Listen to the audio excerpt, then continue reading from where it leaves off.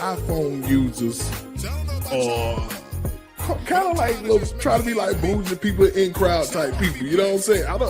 I'm just saying what I'm saying, man. You about to step on the toe. From the black women, actually, they don't have that patience like that. You know what I'm saying? But white women, they'll take it on the chin.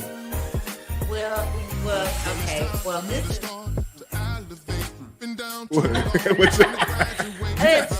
Any of y'all got the Trump Bible? Or the shoes. The man selling the man. Let me tell you about Trump. One thing about Trump, he's a hustler, man. That boy Trump is a hustler. He will sell anything. A shoe, a stamp, a 3-cent lamp. He naked. He took everything from me. I went from a place of living a life like this to oatmeal cookies. No child born out of my loins will ever be born to poverty. That's what I'm working on right now.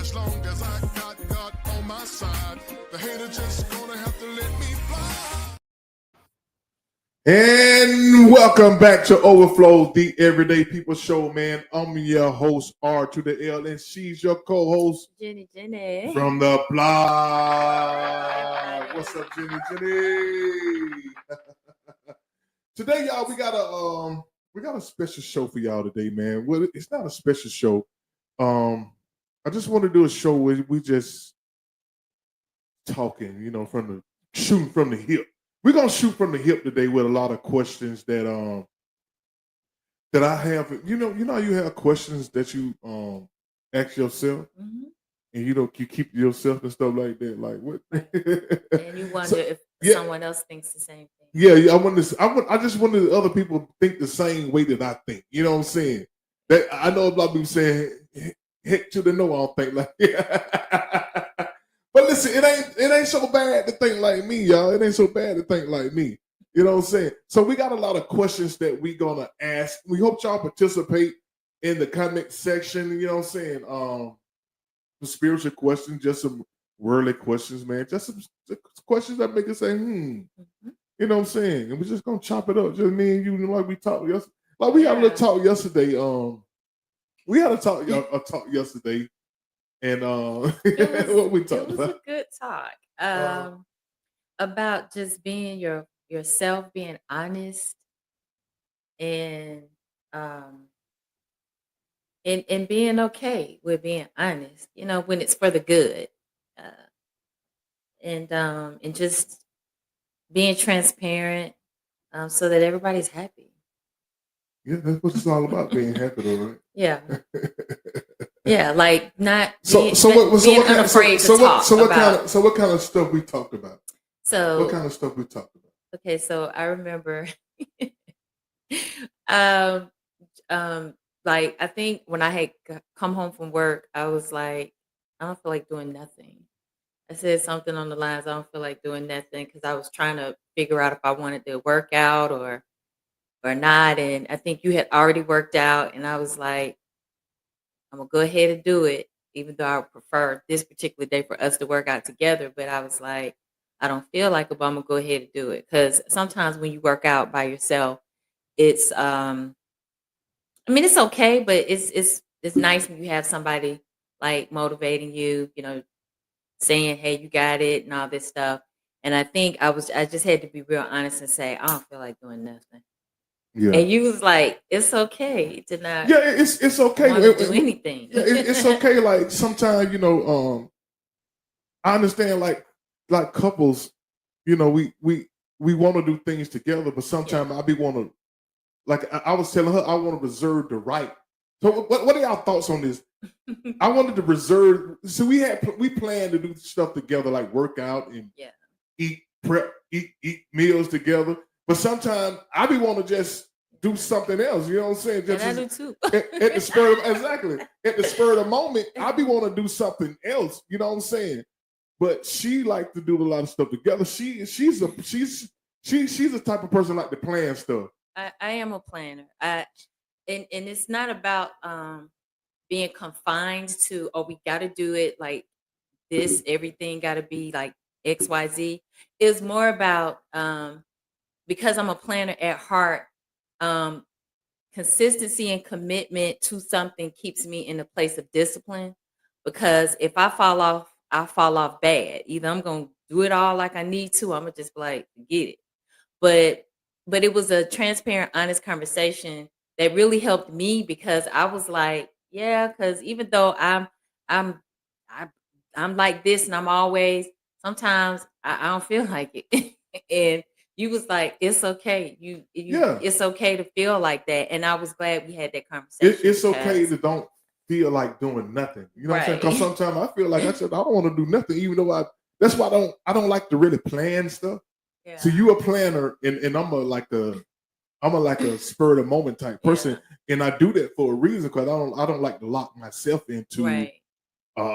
in a position to If you where might I'm wanna change that. beholden to somebody else. Right. What somebody else want me to do. Right. You know what I'm exactly. saying? Because I feel like this is my life. You know what I'm Right. saying? And I feel like I should be able to do whatever I want to do when I want to do it. Right. You know what I'm saying? Y'all please share this live. Listen. And please, if y'all feeling what who y'all feeling the most? You know what I'm saying? Okay, I'll do that. Look, personalities are what they are. I can't help it.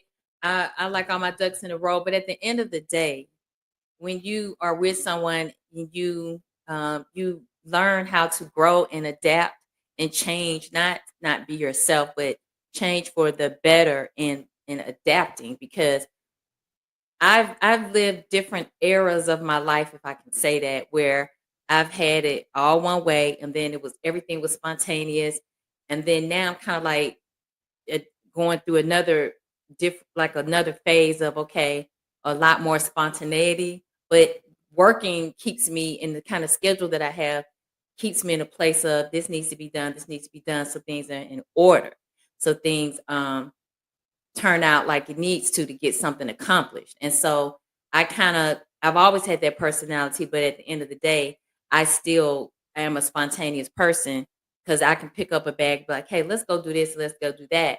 But then I factor in if I'm tired, I may not feel like doing anything. And so that's where we had the conversation where it was like, you was like, if you don't feel like doing nothing, then don't. Then don't. And You I know was what I'm like, saying? I was like, thank you, because I'm about to take Because, see, I'm about look, to take a long yeah. bath. Because the and work, do nothing. because the worst thing we can do is go through our life to please other people all Right. the time.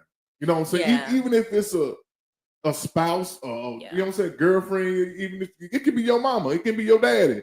You don't want to get in the position to where you feeling some kind of way because Right. you lock yourself into Right. what you told this routine. person you were gonna do, into a routine. Yeah. That's why a lot of times you be saying when you be saying like I don't give you time to prepare for nothing. Like somebody might be having it might be a homegoing service or somebody having a party, and I might not tell Jen till like the day before or the day of. 2 hours before. No, it be at least. No, it don't be no 2 hours. I'm Now, come on now. messing with you. I might tell her that if it's a party that night, I might tell her that Yeah. earlier that day, Yeah. and she'll be like, "I would have loved to have a warning, something to let me know."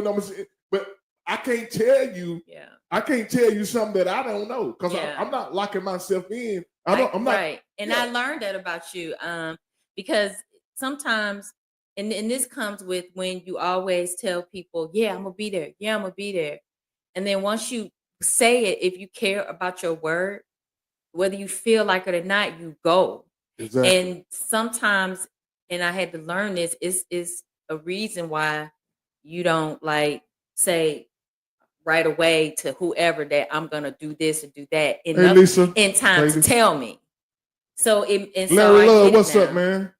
Hey y'all. And listen, y'all, we if this is the Everyday People show. So if you guys want to come on and chop it up with us, this show, I created this show for everyday people, man, to come on and just let their hair down and say what they want to say.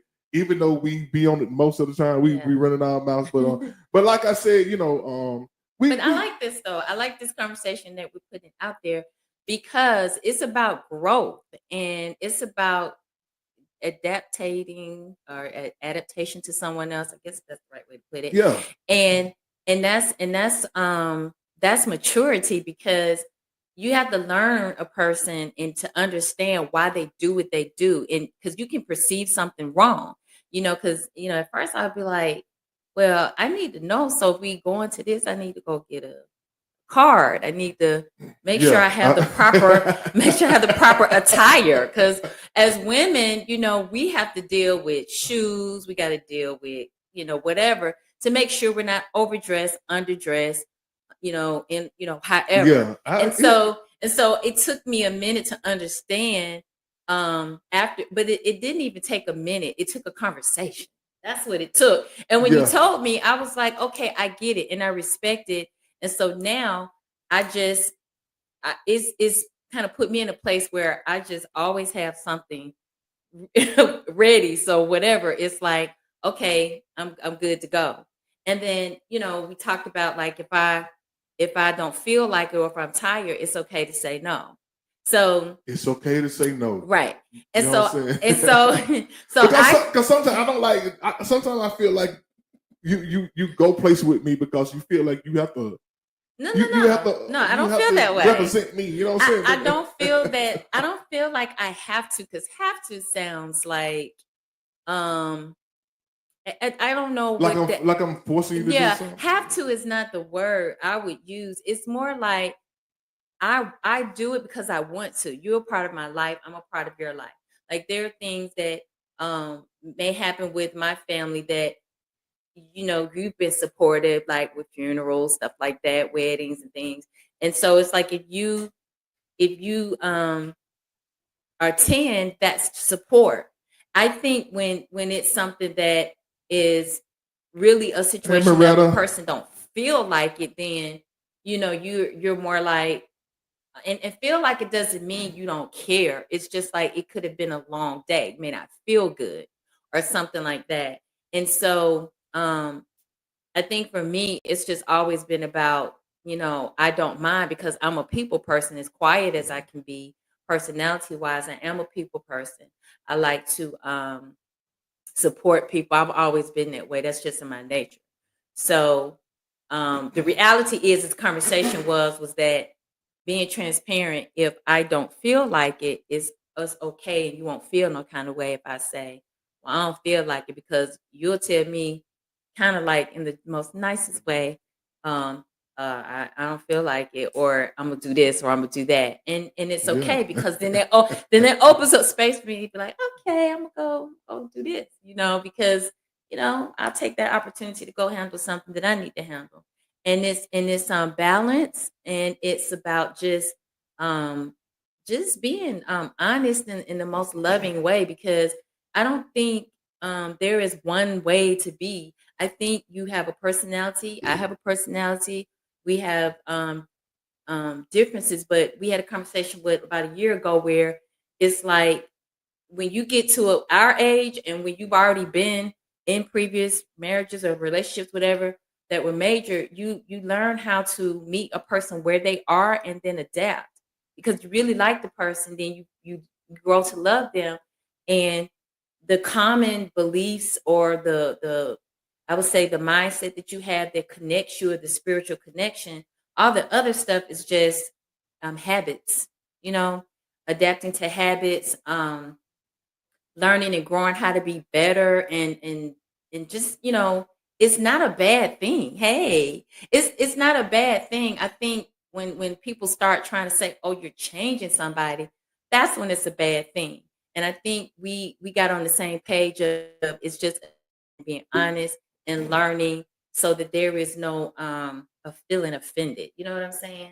Yeah, you're right. Yeah. So we had a really good conversation. Yeah, we had like a I good was conversation really, I felt really good about it. yesterday. I did, because I've gotten to a point in my life where being mature is what shows that you're growing. Because I don't care if you live to be 100 years old, you're gonna learn up until the last day of your life. So if you're with someone, you're gonna grow, and growing means they learn about you, and and you learn about them. It's just it's it's a good thing when you're mature, in meaning you don't get in your Yeah. feelings, and you just be like, oh, this is just the way I am, and it's how you met me. And it's not even about that. It's about what you love about the person, and then understanding what you love about the person, and then blending it together. So Yeah. yeah. So let me give a couple of shout outs. Miss Diane, Al, Al Middleton, Miss Shadina, Larry Love, Letitia Beatty, Charlotte, Gloria Town, Melvin Davis, Lisa Davis, Big Bo Parker, Angela Moretta, Hey, y'all.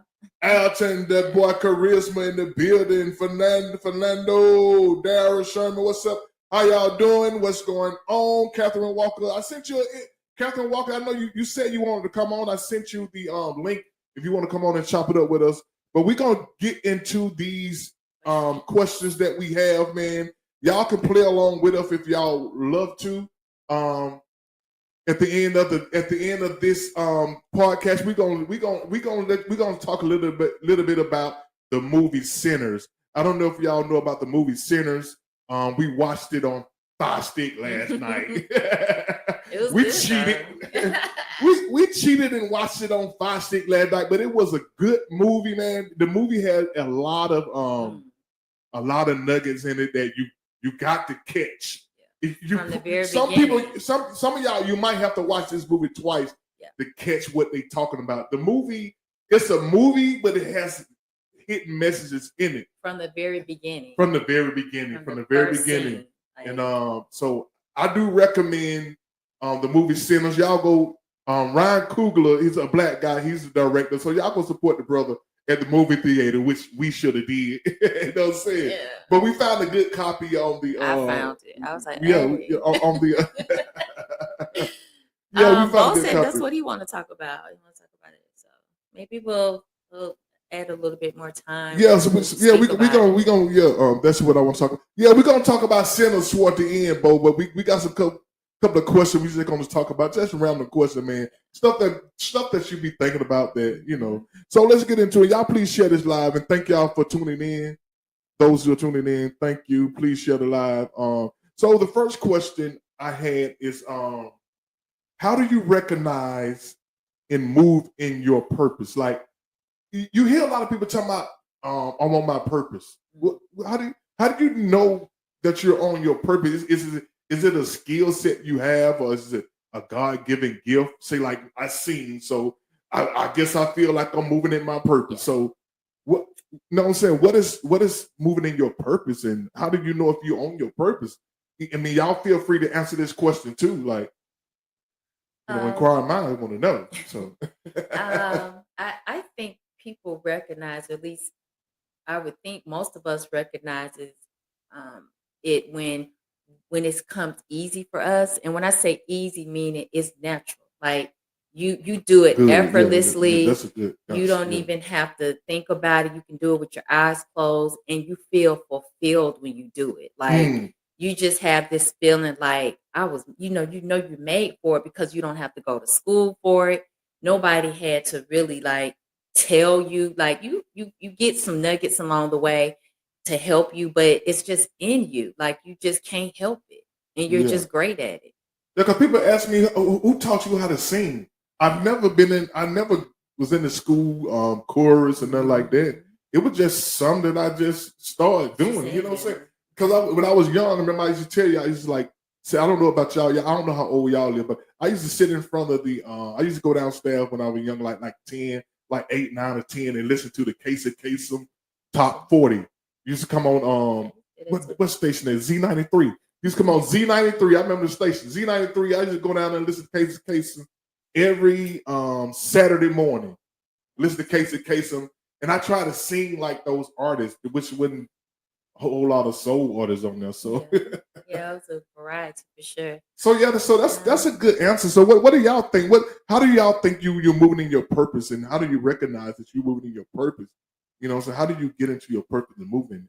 And I think you have to have a love for it. Like, and because you can know how to do something, but it doesn't mean you love it. You know what I'm saying? Like I went to school to do hair. I went to cosmetology school when I was in my early 20s. And I remember I did very well in school. I won, first place, second place in hair shows. I can remember just working in a really, really good hair salon where it was the top name people. I can remember passing my state board the first time I took barbering, so I know how to cut hair.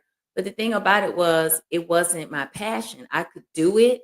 I had the skills, but it wasn't, I didn't feel fulfilled. It was just something to do. And then I worked alongside with this guy who he was honest with me. He could not pass his state board to save his life. He took it 3 times and failed it all 3 times, but he was like one of the best hairstylists in Atlanta. So for me, I was like, I passed the test the first time and I ain't even feeling it like that. Which my point is you don't have to have papers to be qualified to be in your purpose. It may have you certified, but that doesn't mean you're not qualified. So I just remember thinking, this is not my purpose. Being a hairstylist, I can do hair, but it's not my purpose. Like, it's not it. This ain't it. So you know what I'm saying? Like, I think when you feel fulfilled, when you like it, you love it, and it's just you can't help it, that's when you know. Yeah. You know. So. Yeah. Yeah, because sometimes I just go downstairs and just sing to myself, and a lot of time I'll post it on social media, because I just be having fun. It's just something I like to do, sing, so I guess that's my purpose. You know what I'm saying? And people call on you, and the thing about it, people call me to sing for them, and mostly at funerals. You know what I'm saying? Which is something that puzzles me, like, you know what I'm saying? It shouldn't puzzle you. I'm not saying it puzzles me in the sense that, you know what I'm saying? You have a comforting voice. I'm just complimenting you. You have a comforting voice. And again, you can sing, you have the skill. And there are a lot of people that can sing, but that doesn't mean it's their purpose. Do you see what I'm saying? Like, I can go back to, again, I knew how to do hair and I did it well, but it wasn't my purpose. So it became a hobby for me. I started just doing people hair on the side just to, hey girl, I'll do your hair just to make a few extra dollars, or just to do it for free, because it was just not, I wasn't fulfilled in it. I knew how to do it. So there are people who may call upon you to sing at a funeral because there's power in your spirit and when you deliver the songs. So I'm not puzzled as to why you may get requested or asked to sing in times of someone's grief. I'm not surprised. Yeah, both say, well, for me, my purpose is aligned with my gifts. When God gives you gifts and talent, you should use it and share it. I love making folks laugh, smile, feel good about themselves. Your passion and purpose fuse you. Yep. Comes naturally and not forced. Absolutely, boy. That's a good question, man. That's a good answer, man. I think we should put that answer in the dictionary. Yeah. We're going to put your answer in the dictionary, bro. When you answered the question, we got to move on to the next question, then. He answered it. I was thinking. Yeah, he answered that question very, very well, man. Look at Bo. Bo, we're going to let you take name when the class when we out. That's what I was trying to say, what he said. It's like you can sing, and a lot of people can sing, but your purpose is, in some of the singing that you do, is to comfort people. It's to make them feel some sense of peace in their grief. So again, it's you move in it. It's the gift and the talent, and it gives you purpose. Your purpose is to help people, uplift people, like the other music you make, which we kind of like label like conscious music. It's cerebral. Like you cause people to think, make people better. All the music I make is really spiritual music. Yeah. My new album, I just put spiritual music in more of a I won't say secular songs. I just sing it to every make day, it like more the everyday palatable. stuff. Yeah. I just say palatable. Palatable. Palatable. Yeah. And that's your purpose. You use your gift for that purpose, to uplift people, to inspire people, to just, make them feel good, and to know that, we all in this world together, we're gonna make it. Like you have this grace to do in your songs what maybe somebody can't say with words, So I totally agree with what Bo said. He perfectly said it. So yeah. So the next question, I'm gonna let you start this next.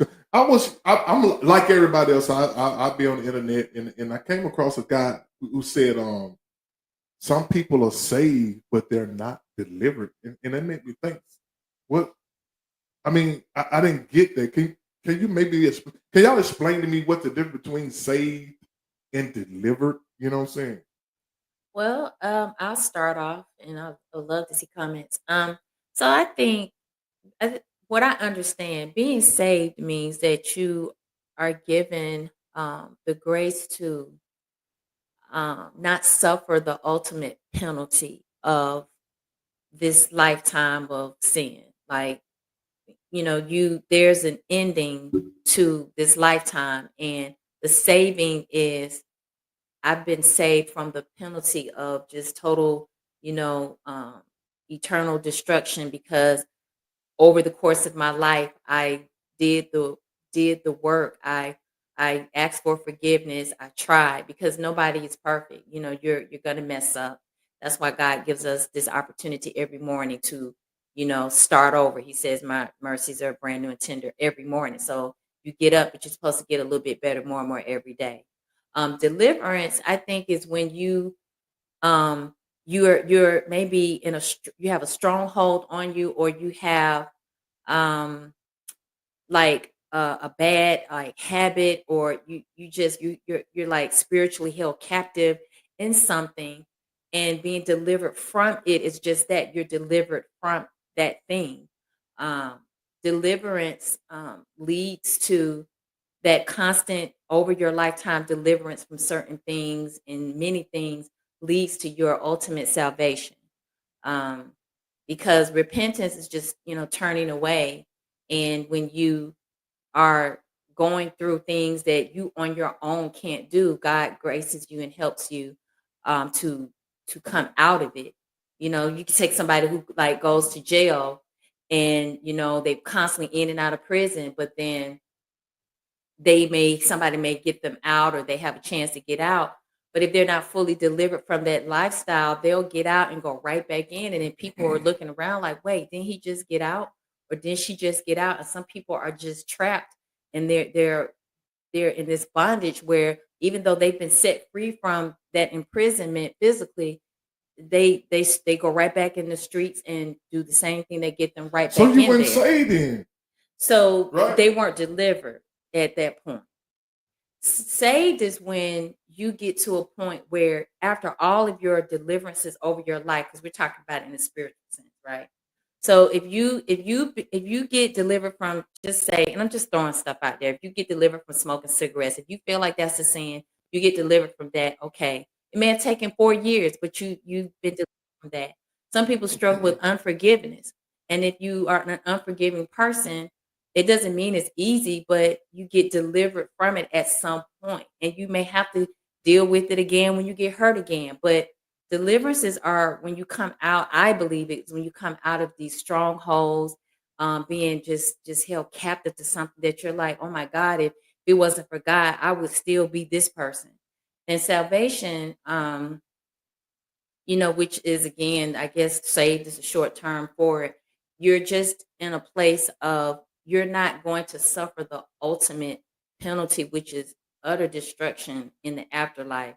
You've come to a point where every day you get up, you look up, and you look for God to help you grow and come through the sins in your life, because we all go through it.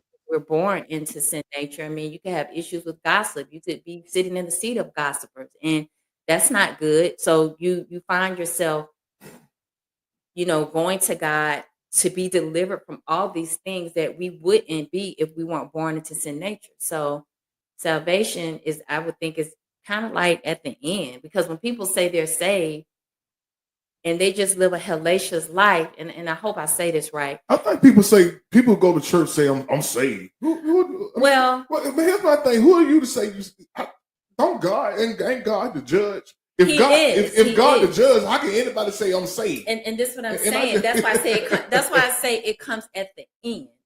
Because and it's okay to say you're saved, because if you speak it, then by God, if He says Let me that bring you'll Mr. Larry Love in yeah, real quick. if God says speak things that be not as though they were, and that you're supposed to speak over yourself, there's nothing wrong with saying I'm saved, but the work of repentance, meaning you turn away, you ask God to help you turn away from things. Sometimes it's a process, sometimes it can happen overnight.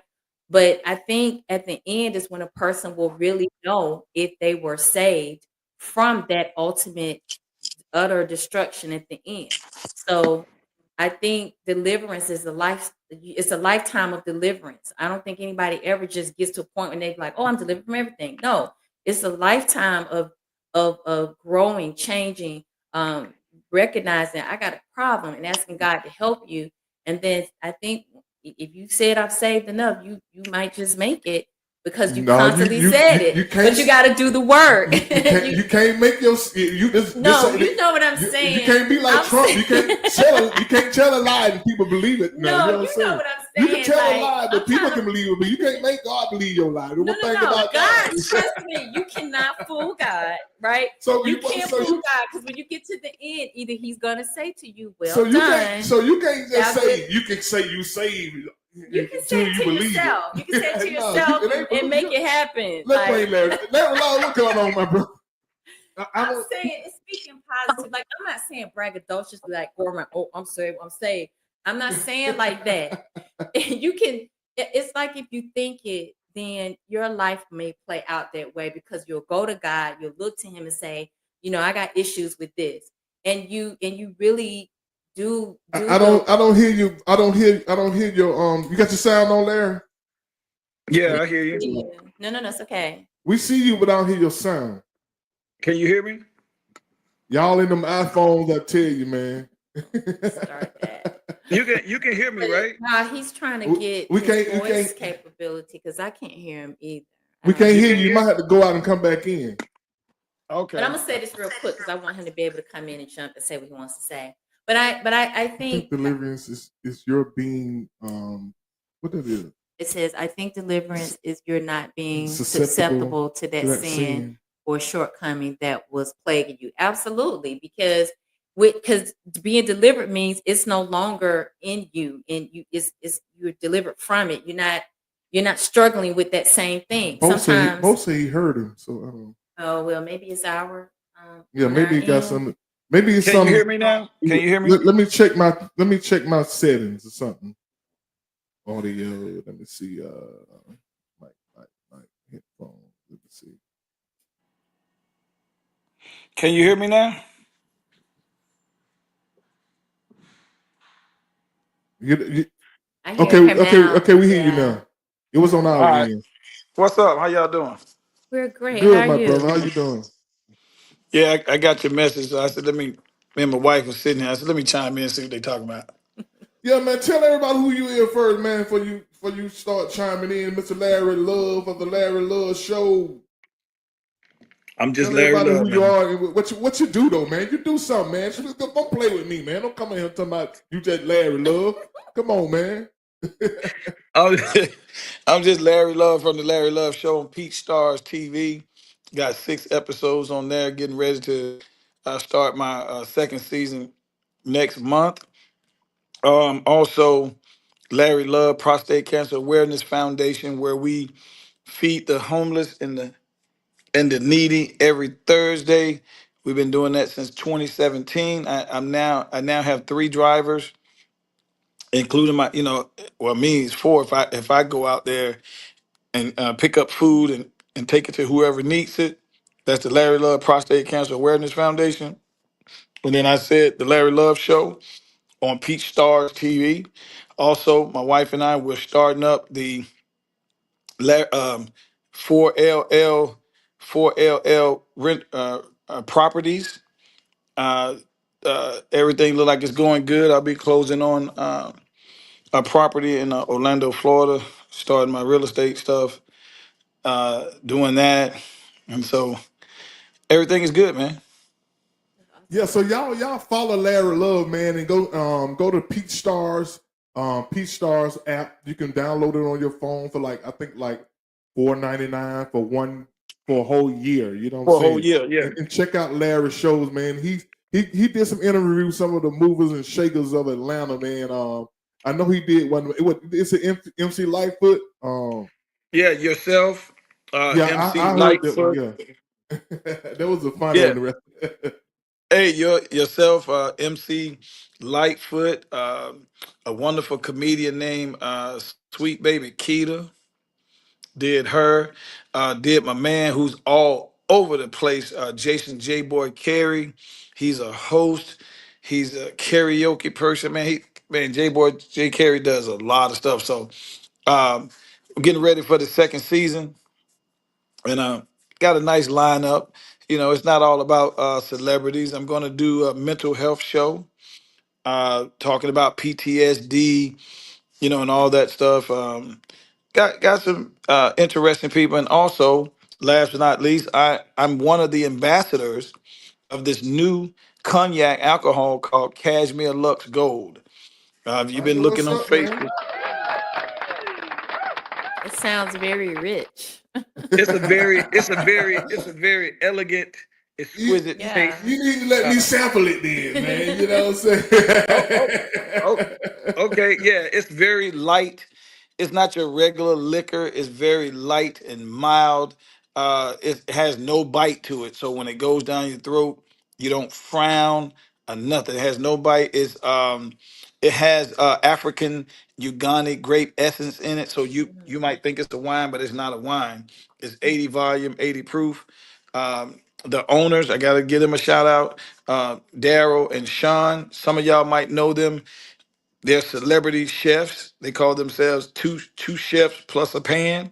If you don't know who they are, they cook for celebrities, and they came up with their own cognac brand. And if you've seen on social media, the bottle is a special made bottle. And when you see the label is in the glass. So when you put it up, put it in the refrigerator, it won't tear off. The label's in the glass. And this liquor bottle has a wine screw top specifically made for that bottle. So when you open it and then you put it back, the liquor keep aging. Mm. It's called Cashmere Lux Gold. It's on the ground floor. It's they're in some stores in Washington D.C. and Baltimore, the distilleries in North Carolina, but they live here, and so they're on the ground floor. And we're looking for reps. We're looking for reps who might want to get in on this ground floor. You never know what might happen. Cognac might come and buy it from them. So if you want any more information, just hit me up at lovecation12@gmail.com. All Sounds right, my good. brother. Good things going on over in your way, Sounds man. good. You know what I'm Yeah. saying? And welcome to the show, man. Listen, y'all, don't forget to share this live, man. We just got we was on a topic. We just got some question, man. We just putting out, man. And the last one Hey, we I'm was sorry. on Can right I now say is something else? yeah, go Can I ahead. say? Got to give a shout out to my manager, Miss Moretta Ross, resident media. Got to I've give her heard a of shout her. out. I've heard of Yeah, her.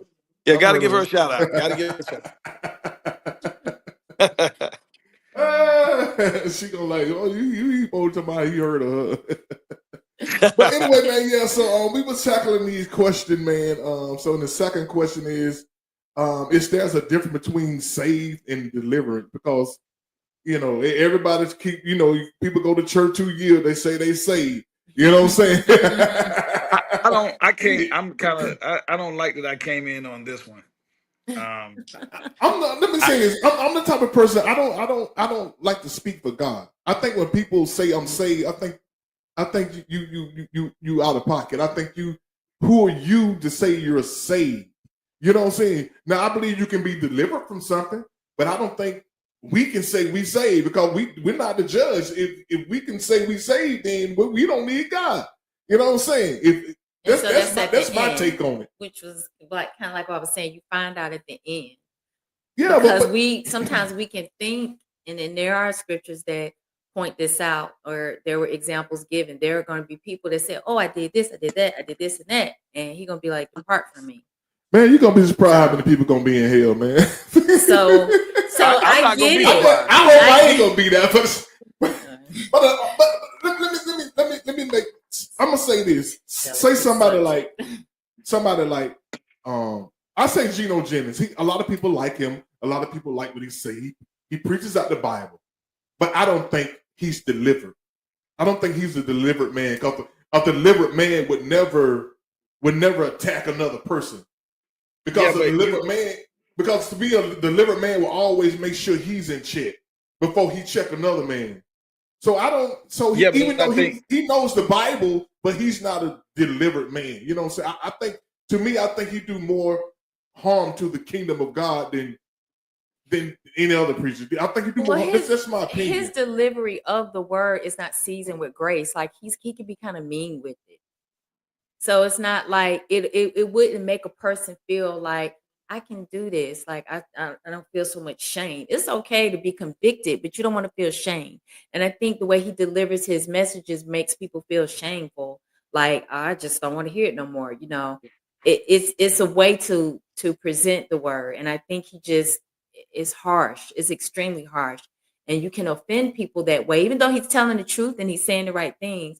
You have to say it in a way that makes a person feel like there's hope for them, you know, because it's tough when you battle with certain things. But how do you say he's telling the truth when it's all what we get on? Most of the stuff we learn it on the internet. We just go about. Most people go by what they say on the internet. Yeah. You know what I'm saying? They don't really know the truth. They just go by what they're hearing. You know what I'm saying? But that's just my take on it. Larry, what's your take on it, man? You know, ain't no right or wrong answer. It's your answer.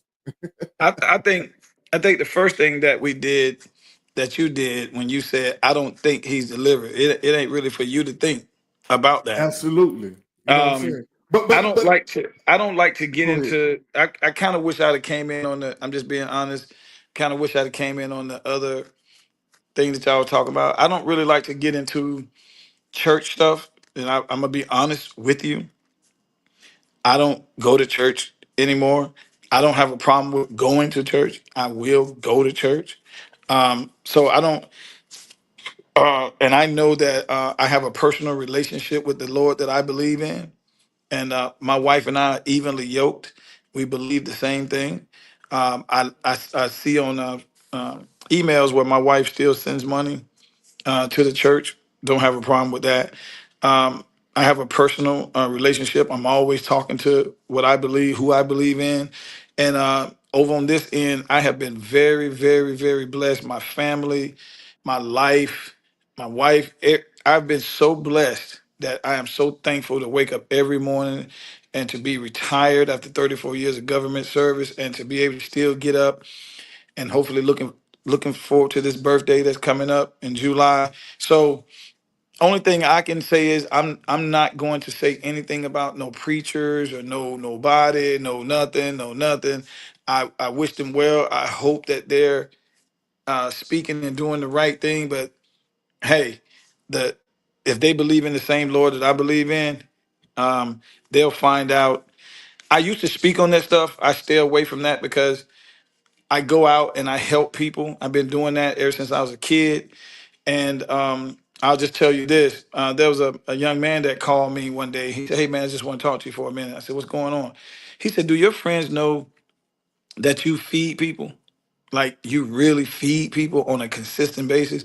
I said, well, I don't really talk about it. I said, I'm not trying to get famous, or I'm not trying to get clout because I'm helping somebody. I said, that's not why I do it. And he said, well, I just want to tell you something because you say you don't read the Bible, you say you don't.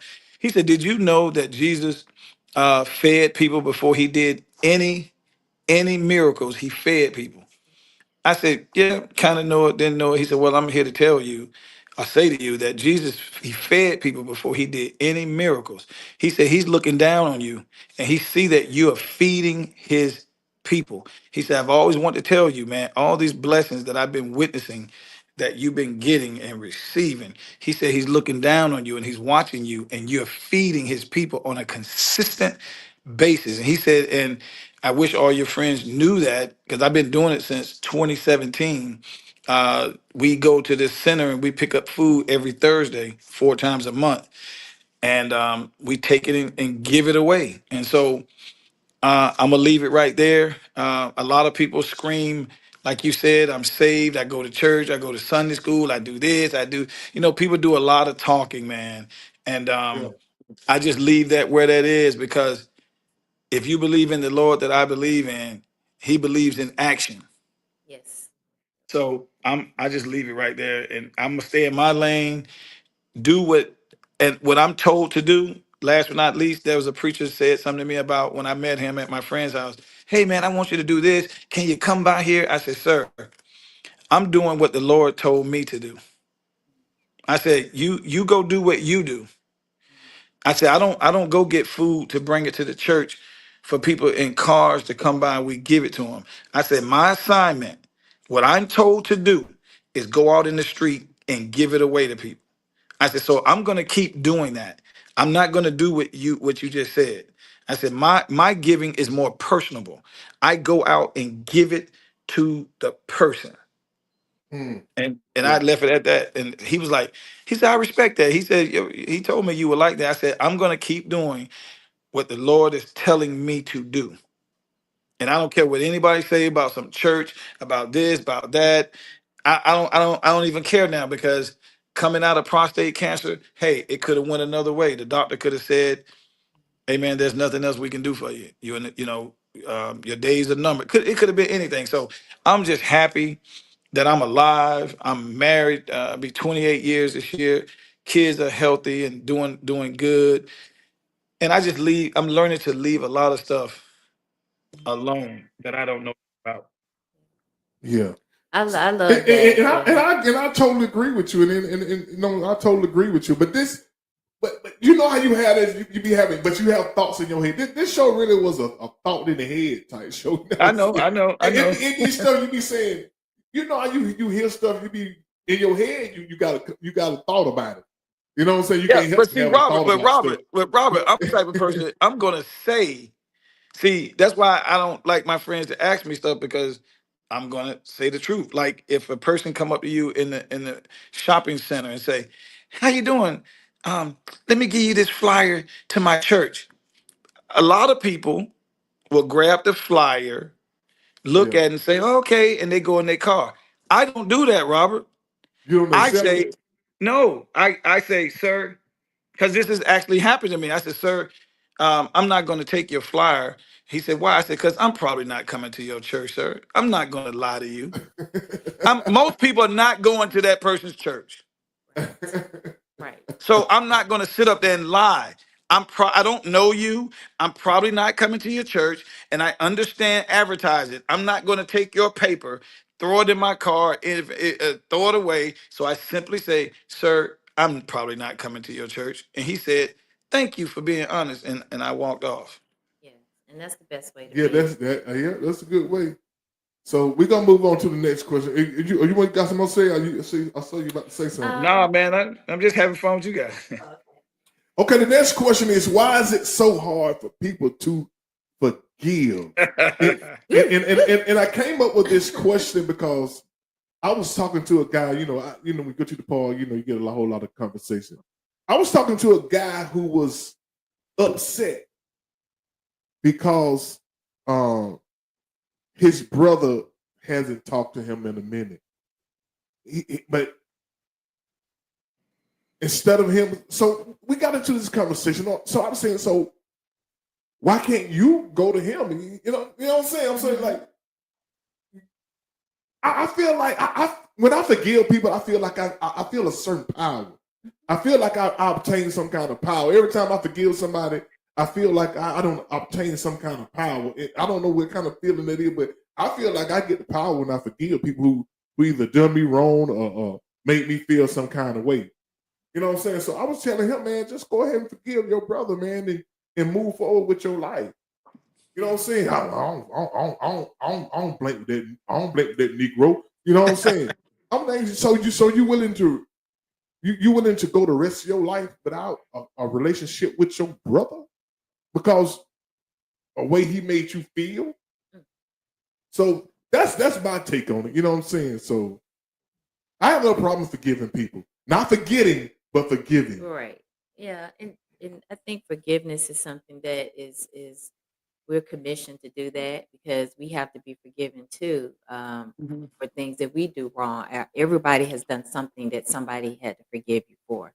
So I think when it comes down to people who maybe struggle with it it just, some people just maybe have a hard time just letting, it's almost like they may feel like this person is getting away with it because, I forgive them, but then they still keep acting a certain way. And so they struggle with it. That's the only thing I can think of why it may be difficult for people. Um, if it's like a redundant offense, like somebody just keep, you forgive them over and over, which you should forgive. But then the not forgetting part, I think, is for your benefit to make better decisions. If a person keeps stealing from you, you don't keep going around them. You can forgive them 20 times, but if wisdom says just stop being around them, you know, you don't Yeah. forget so that you can make better decisions, not remember to hold on to it to have a hard heart. You know what I'm saying? Mm. Yeah, I had a hard time with that at one time, but I I let my forgiveness show with my actions. Not going to put anybody's name out there or anything, but I'm learning how to not respond to certain things. I'm learning not to get in conversations that I don't supposed to be in. Because a lot of times somebody come and tell you something and you listening to it, and then I'm now talking to Robert about it. And when it gets back to that person, it's like, well, Larry said this. Larry ain't said nothing. I heard somebody talk about something, so me and Robert talking about it, and then now I'm in something, and I was in something that I wasn't supposed to be in, and I was really mad with that person and didn't want to talk to that person no more, and didn't want to have nothing to do with that person. But you know what I said? Man, I'm gonna let that go. And I saw that person when I went over somebody's house. That person was there. When I gave everybody dap in the house, I gave that person dap, hugged it up. But what you do is you just be careful in everything when you're around that person. You just watch what you say, and stuff like that. I didn't not talk to him or engage in conversation when everybody was gazing. I engaged that person in conversation, but I just know when I'm around that person, just be careful. Don't say certain stuff. Don't get into stuff because that same person start talking to me about somebody else's business the other day. And I'm gonna tell y'all, I was sitting there. I was sitting there looking at him, and I didn't say anything. I didn't say anything. I really wasn't listening, and I kept on kicking it with everybody. And sometimes you just and that's how I forgive. I don't probably go up and say I forgive you because the person probably already know how I feel, and they probably surprised that I came up and still spoke to them. But that's how you do it. You come up, you speak, what's up, what's up, what's up, and like she said, you know what not to do next time. Hmm. Yeah. So your forgiveness is not it's not a word thing. It just Shown. you just move in action. So that person really felt you were done with that. You know what I'm saying? With Yeah, see, just a your lot of action times, of a lot of times, man, I play you to the left. See, I like people, and then sometimes I don't like people. I'm an introvert, outrovert. So a lot of time when I'm not talking, people think something is wrong because Larry Love is not talking. Sometimes I don't want to talk. I'm just sitting there listening to people. Sometimes I'm tired of talking. I don't want to talk. I'm just listening to people. See, I'm a people watcher too. I watch people. It's fun watching people, man. People are fascinating to watch. And, and so people are Very. fascinating to watch and fascinating to listen to because that's why when I first started my show, your opinion matters. Because I'm gonna tell you, people have some opinions, man, that you just think that it's just stupid, but it's their opinion. I mean, it's their opinion. So and you just go, wow, man, we all really think different. So um, man, I play like, people to the like, like, left. like, how did you come to that? You know what I'm saying? How did you Yeah, come to that opinion? You know what I'm saying? Like, I mean, when you, in your regular, yeah, especially when you know the facts are. You know what I'm saying? When you know better. You know what I'm saying? like I haven't this year, man. I haven't really talked about Trump this year. Haven't really got into that stuff, man, and just haven't really got into that stuff. But some of my black Republican friends, man, you just, hey, man, you have a right. to believe what you believe, vote for who you want to vote for, and why you're voting for them, and all this good stuff. But sometimes, man, when you're talking to them and they telling you stuff, and you looking at them, and you go, okay, so it's about money for you. Oh, okay, it's about money for you. But aren't you a Christian or whatever you are? Yeah. Don't you go to old folks' home and feed, don't you go do things for the old folks' home? Yeah. Don't you got a church? Yeah. So let me get this straight. So you do all that, but you cool with somebody who inappropriately touched a woman, several women. You cool with somebody committing fraud against college students. You you cool with somebody breaking the law. So you cool with those things. And you just sit there and go, wow. That's That's what. See, I didn't. I don't have a Trump question on my board, but you. I've been trying to avoid Trump too, but my thing is when it comes to Trump supporters, people ask me why you vote I this forgive way. them. Jenny, I forgive them. Yeah. my thing is with Trump, I tell people your character is the first thing I look at. And once you don't pass the character test, there's nothing else I can do with you. There's nothing. Right. We couldn't even get to the policies because I can't get past his character. Right. So that's how I look at it. That's how I vote. You know what I'm saying? If your character matters, you know what I'm saying? There's nowhere else in America you can get a job with that character. Yeah. So why would we put him somewhere where you need good character? Well, I forgive my Caucasian friends. I try to just not stick it to them anymore and say, look who you voted for. If you guys look on the news, I don't even look at the news like I used to, but if you look at the Capitol Hill, man, they were up there in droves, man. They were all on Capitol Hill, man. I'm talking about all my Caucasian Americans, man, and they are mad. They are pissed off, man. So the thing is our black friend Republicans is not to jump on them anymore. Is not to jump on our Caucasian friends. It's to simply say, hey, you voted for this. And guess what? A lot of us that are doing well, yeah, it might hit us a little bit, but we still gonna go to the grocery store. We still gonna get our eggs. We still gonna buy our cars. We still gonna get on our planes. We still gonna go on cruises. But for a little bit less than half of the country won't be able to do that stuff. So you voted for that, and I forgive you. Well, good luck with that, man. So did you answer this question? I did. Okay, so we're gonna move on to the next question. You know what I'm saying? The next question is, this one your question with him? Do you wonder if there's really a afterlife, and what does it hold? Do you really believe that do y'all really believe there's an afterlife? Like, man, do y'all really believe today, it's something? I mean, these are questions. That wasn't. But here's the thing, though. Here's the thing, though. People. You shortened it. That wasn't what I. Okay, Okay. So I know there is one. So the question. Hold on. So you said what you just said? It is you shortened the question. You say you know there is one. I do. I believe that. You believe it. Yeah. I mean, I have what I'm trying to say. You believe it. You say you know there is one. I know because I believe it. I believe it. And ain't nothing wrong with that. That what you know how like you just know that you know, even though I'm still here. I get that. Okay, so that's what faith is all about. You believe it, but you don't know it. You know what I'm saying? So the way that the question originally was, and I know you had to shorten it because it's kind of lengthy. Do you wonder about the afterlife, and do we ask ourselves, are we really afraid?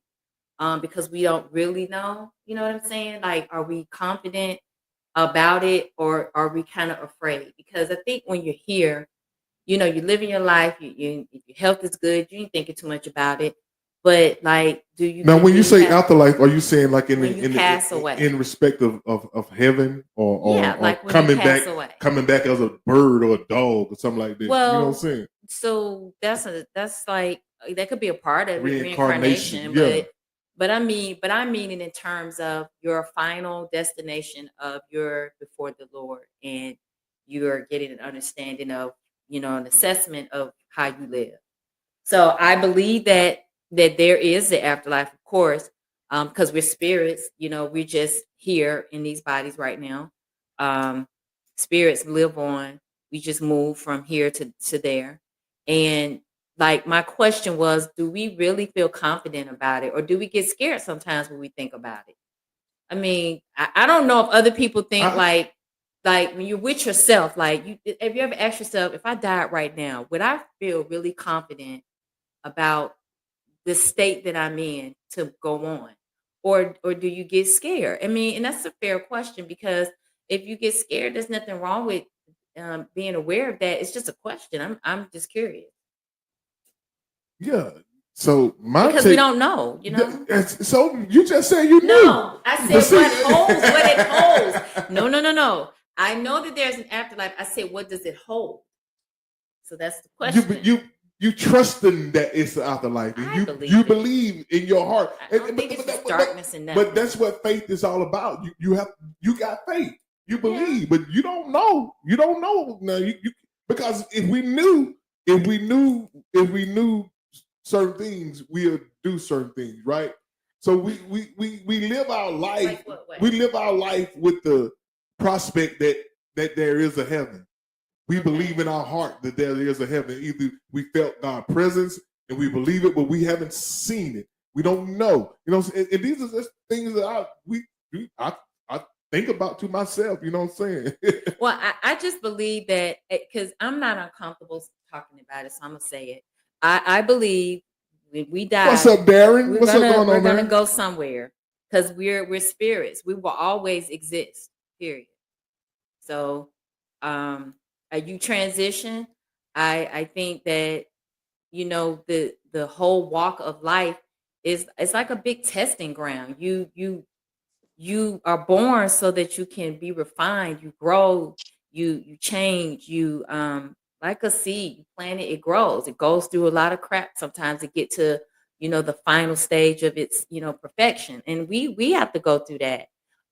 Some of us gonna struggle more than others, but I just believe that innately, when we start getting closer to the end of our lives, we start thinking about it, because I think when our spirit, we know it's more to us than this realm. Now, I don't want you to think that I don't believe it. Oh, I don't think that. Just I've been having a conversation with some guys at the park, and I asked them, do y'all question God?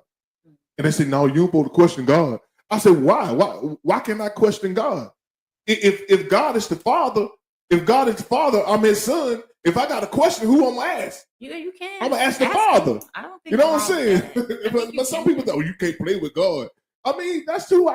If I got a question, I'm gonna go to God. God, why this? You know I what I'm think you saying? just have to respectfully in your prayer time talk and ask questions, because I don't think it's wrong to ask them questions, because you want to know something. Why wouldn't you ask? I mean, kids ask their parents stuff all the time. So, but we've been taught don't question God. I think they mean like I grew up on that too. Have you heard that? Don't question God. It's I mean, almost, why? He's my father. If Larry Love and my dad, and if I got a question or something, I need to ask him, go to my daddy. So if I got a question, why can I go to my father? I mean, I think people may think, it's just my thought. I think people may think you don't question God because it's almost like you trust him. Like if this is the way he allows this to go, then why are you questioning him? I trusted my father, my biological father, but I still have a question. Trust ain't got nothing to do with you not knowing something and want to ask something. Maybe it's the attitude. So maybe it's the attitude of questioning. So okay. so you can question God. You can ask him all the stuff you want. Job did it. He kind of. How about you think I'm crazy? I don't think that. I love this. That's fine. I'm saying like you can question God, but not with the attitude like he don't know what he's doing. You can say, God, I don't understand. What is this? But I think when people say don't question, like don't come towards him with an attitude like you don't know what he's doing. I think that's what the tone of it is. Mr. Lord, what's your take? I know you say you don't want to talk about God and stuff. because I used to question stuff, not necessarily question him. Hmm. I used to question why I was in these stupid situations that I end up in. But a lot of times when you ask the question, you already know the answer. Hmm. Yeah. Um, I lost my career in the Navy. Well, I don't have to question God because guess what? I know why I lost it because I was acting a fool. I might have not liked how I lost it, when I lost it, but when they walked me out that gate after 11 years, I've been in the military since I was 18 years old, and now I'm 31, and I wasn't ready to leave. I was acting a fool. So I talk to my Lord all the time. Just it don't have to be on my knees. I'd be in my car just talking. I know sometimes people see me in my car talking. They're like, "Who?" I'm not even on the phone. Um, like I said, everybody has a story. All human beings has a story. Um, I lost my mom and my dad and my uncle all in 2012 to cancer. Like I told you guys before, I came down with cancer in 2013, got rid of cancer in 2014. Um, then had a couple of surgeries because when you take your prostate out, for men listening, other things start happening. So I had surgery. There's only 6 specialists in the United States that knew what I was going through. So in 2023, I had surgery in New Jersey. Last January, I just had another surgery. So I'm pretty resilient, pretty strong. I know that there's a higher power that's keeping me here. So I don't question. I I just go with what's going on, look at what I'm doing wrong and correct them, but I don't question anymore. And that makes I'm sense happy. about, it makes sense about certain things. Like you don't have to ask God why certain things happen when you had your hand in what you did And in the for the cookie jar, you had your consequences of the hand, yeah. outcome. Yeah. Yeah. It's So just common sense. Yeah. and your Yeah. spirit, if you are truly, I got a friend, man. His dad was a preacher, and he has a seminary degree. He don't have to open no Bible. He can recite whatever. And if you truly who you say you are, your spirit talks to you as well as Mhm. the devil talks to you. Mm-hmm. So Yep. you've been knowing right from wrong ever since you were probably about 5 or 6, Yep. 4, 3, 3, 4, 5. So we know when we're wrong. We know when we're doing things wrong because we got the spirit talking to us and stuff like that. And if you don't have no spirit talking to you or inner something, Mm-hmm. I don't even know if you're human then. Right.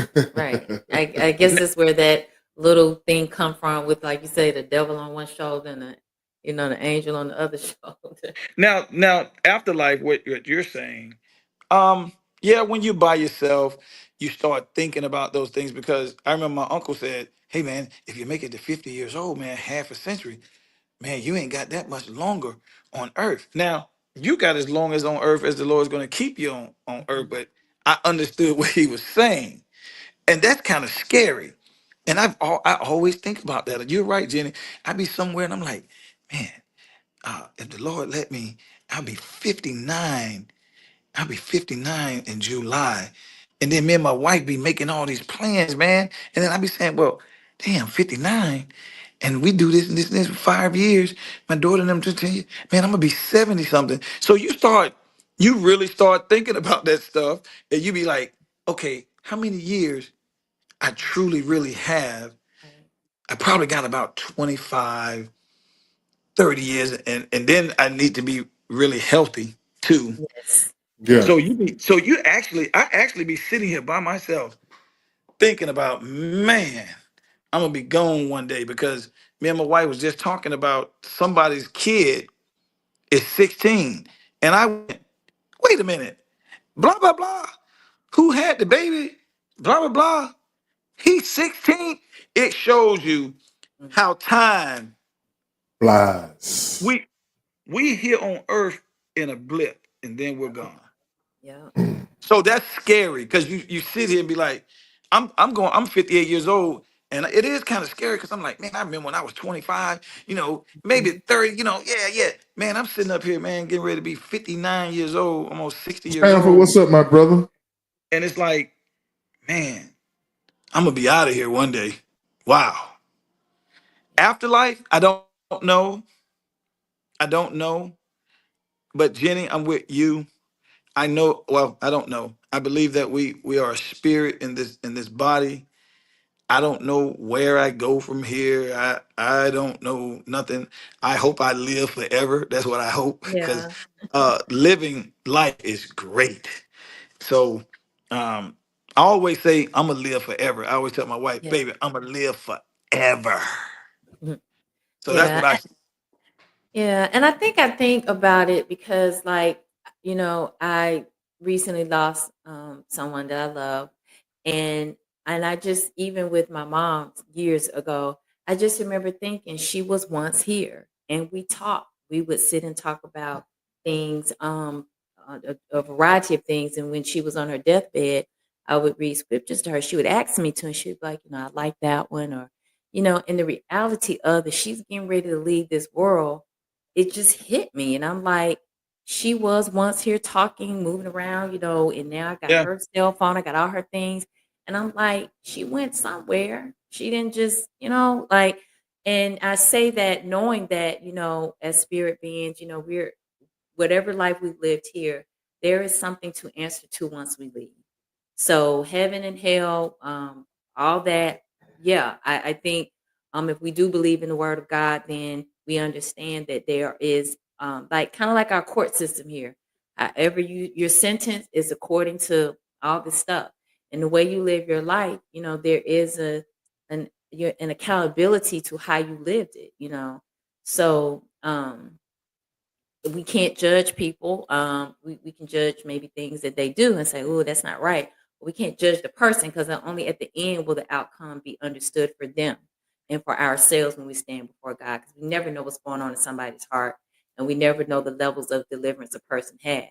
So I guess what I'm saying is that I think about it because at some point, every person that I miss was once here, and I think about that. I remember when my mom passed. We had a videotape. We had a videographer, and I remember looking at it a couple of times. I try not to look at it too much, but I looked at it a couple of times, and a lot of the people that walked by, they're not here now, and I'm like, wow, it's everybody that walked by and looked down at her.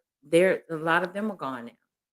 And it's just like we all got to get there. And so I just wonder, do we really sit down and think like, and have a concern, not like worry, but a concern about, am I really living, the life that I should be living, helping people, being a joy to people, to myself, my kids, whoever, making a difference where people are better after they've been around you. And is a person better after they've been around me? And genuinely, not just works, but like genuinely, like, because that's who you are.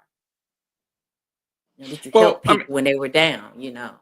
well, that's the thing. I think the dude in the street, the woman in the street. I think everybody, when they're by themselves, I really believe they think about one day they're not going to be here. Yeah. They might not tell the truth on it, but you can't help but think about it. I mean, it's a part of life. Yeah, it is. So, I'm just happy. I'm happy. I'm just gonna live life.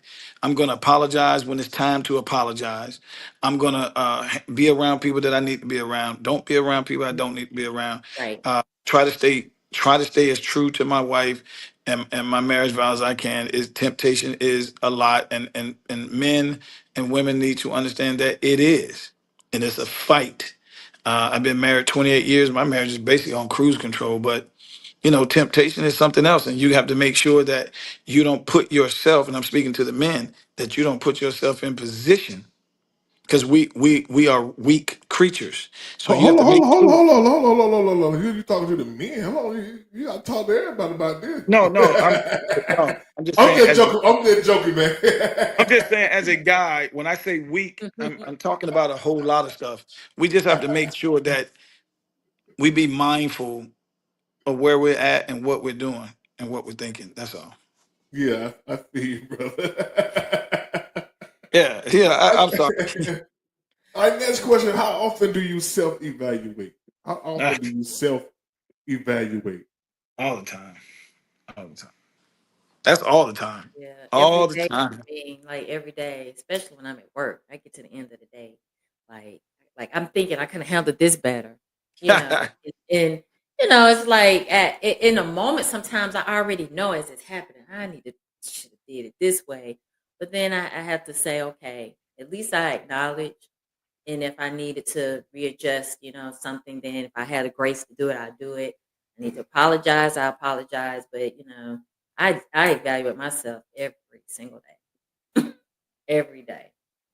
Every I day. call it smelling your own I call it smell your own crap. You know what I'm saying? Mhm. That's why when I said something about the preacher who I said something about earlier. Okay, what are your flaws? Because I think if I was a preacher, I would put all I see this is why I can't be a preacher because I put all my business out there. Because I can't talk about nobody else but me. I can't talk about nobody but me. And that's how I don't understand when I hear preachers, talking about another preacher. I mean, have you smelt your own stuff? You know what Yeah, I'm but saying? Robert, but You know what Robert, I'm you have to saying? understand. But So Robert, you have to understand. Robert, you have to understand because you get it twisted. Because somebody's talking about me, that don't mean they talking about me. See, I think people gotta see you and Jenny can be off the air. now I'm gonna disagree with you right there. If I put your name in something, I'm talking about you.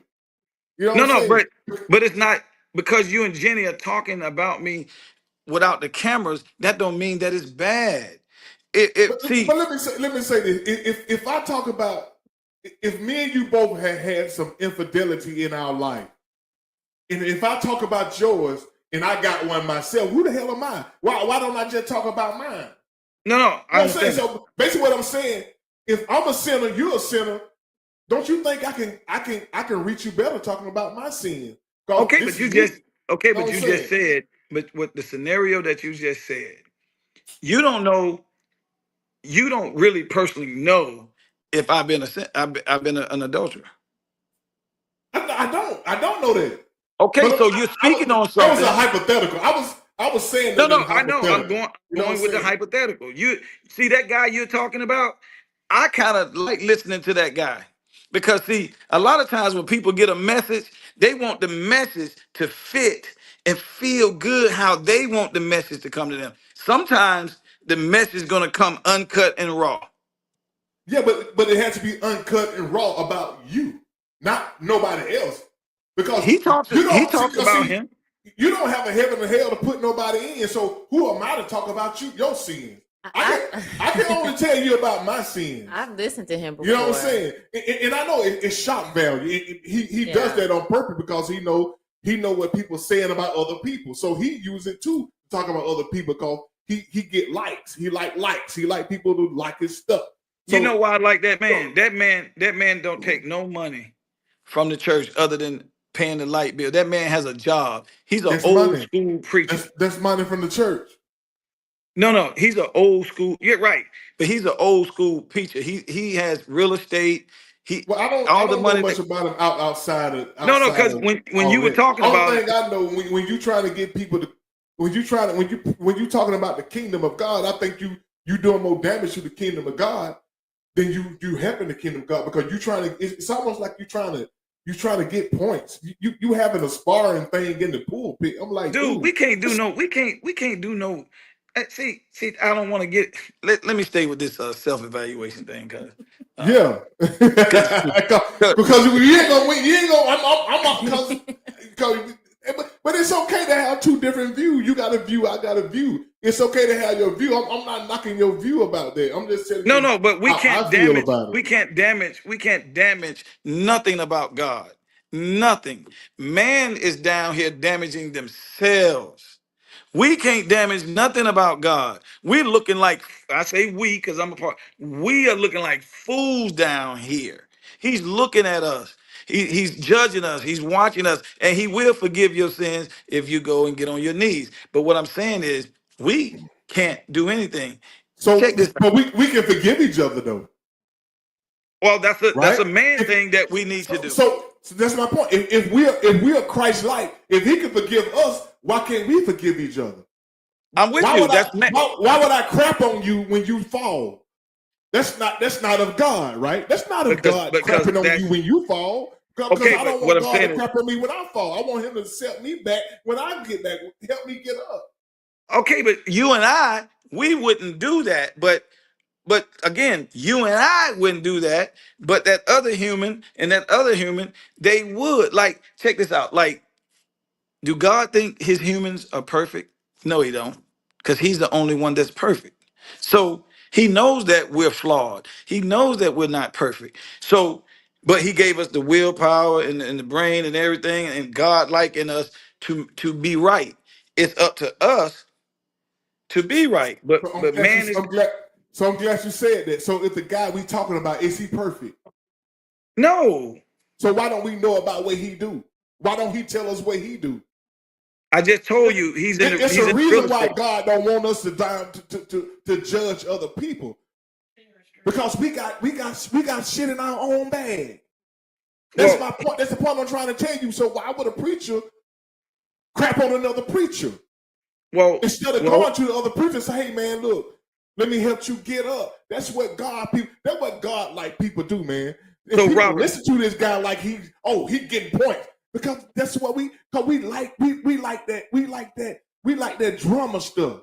And he Robert, gives it to you. Robert, do But you it's know not how? from God. Trust me. Do you know how all that started? Because the It way don't he matter how it preaches, started. no, I'm getting ready to tell you, the way he preaches from the Bible, he preaches strictly from the Bible. And other people from other churches and stuff will say things about him. And then he would say, hey, well, then you need to have your preacher actually preach from the Bible and stop preaching certain things in the Bible. You know how many books in the Bible? But these churches around here only pick certain ones that they always preach out of. But I'm not gonna go there because I'm very blessed and the Lord is working in my life. So I'm not gonna get in that. But But you what want I'm to go. saying, You want to go. but see, man, you made me lose my thought train of thought. But But see, I like having Jenny, the conversation because I know people have thoughts and they feel a certain way. You feel a certain way okay, so about it. let me I ask feel you a this. certain way about it. I feel Okay, like I don't gain them by putting another man down. I don't. okay, let me There's ask you this. nothing Let me ask godly you this. about that. Let me ask you this. So tithing, because you're talking about the preachers. You're talking about the preachers. Now, I'm gonna go there. You put my I'm gonna seatbelt go on. there. Now, my thing about tithing, I know what the Old Testament said, and I understand what the New Testament said. I understand that. Now, but I don't.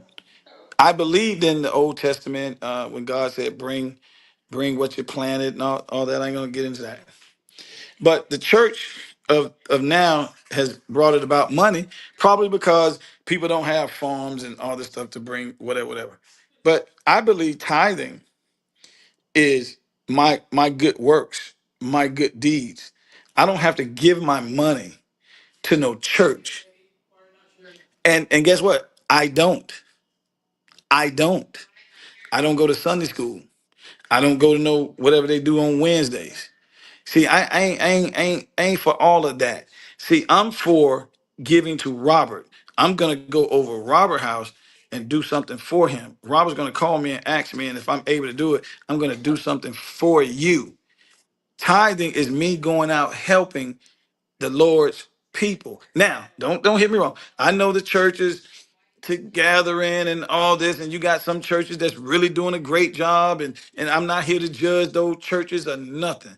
I'm simply saying that when they're in there getting this money from these people, and our people are giving their hard-earned money to these churches, and they can't pay their bills and stuff, and they can't do this. I'm not with that, and I don't believe in that. Well, just take your last and give it to the church, and you'll sow a seed, and it'll come back to you, and then they're out on the street. I don't believe that. And I'm just being honest. I don't I, believe that. and I don't believe it either. But here's the thing. But here's where I step off on it. Ed. Okay. If they don't mind giving it, that's their issue. I can't argue Jenny giving money to a church. It's that what she. That's all. You don't want to give, but I'm not gonna crap on a pastor because people giving to him, giving into the church. That's their business. You know what I'm saying? If they like it, I love it. Put it like That's what I that. said. That's what I'm saying. So I don't. But see, that's why I don't get into that, man, because people don't get it. People don't come in conversation with me about church. So they as soon as they see me and I'm sitting there, they talk to somebody else, because I always tell them I believe in the Lord. I believe in the church. I believe in the people that go to church. I believe that hopefully the pastor's doing the right thing, and I'm praying and hoping that he do the right thing. But Larry Gibson, my name, I ain't gonna be there. I'm gonna be in the street giving to the people. That's what I'm gonna be. I know a lot of people don't go. They say the only time they go into church when they have to lay in it and lay in the box. And so, Oh, I ain't even gonna be in the church in a box. I can tell you right now, I ain't gonna be in the church in a box. I told my wife, I said, you just cremate me, and you have a little urn, and at the funeral home there, you have a little sand or whatever, and let me. I'm gone. We ain't doing all that. I hope that she Okay, do Jen, my. you ain't spoke on this yet. So I'm just listening. Like sometimes I just want to listen. You know, No, it's fascinating that when you, like he said, when in this supposedly democracy, which we know that the United States of America is not really a democracy, it's a republic, and it's a corporation. it's a scam. It's a scam. It's a corporation The based run, the American scheme. right? The American scheme. But you you're here to do what you need to do. Find out what your purpose is. A lot of times, yeah, I was talking. A lot of times, people don't find out their purpose. When you find out your purpose, I think you'll be a little more happier walking on this earth. Mhm. And now, I'm actually walking in my purpose, um, doing a talk show, helping people, just loving on folks, talking to folks. I'm trying to be a speaker. I want to help people rent places and get food, and so I'm now in the purpose that I need to be in. You're leaving something here. Yeah, You're leaving a legacy somewhere. You know what I'm saying? And I think that should be everybody's person to purpose to leave when you come and leave something. You know what I'm saying? Leave it better than what you found it, even if yeah, it's just in your little small little area. You know what I'm saying? yeah. I'm trying to do that, man. Like I said, we all battle with things, but I'm battling against it, man. I want to be nice to people, man. I know sometimes people say, man, that dude, that kind of mean, like my wife said, but I'm trying to. I'm trying to be nice to people, man. I'm trying to just be a good person, man, and leave a legacy for my kids, man, and stuff like that. Trying to do the right thing, man. Sometimes it get a little rough, but guess what, man? We have the willpower to do it. Yeah. All right, go ahead, Jenny.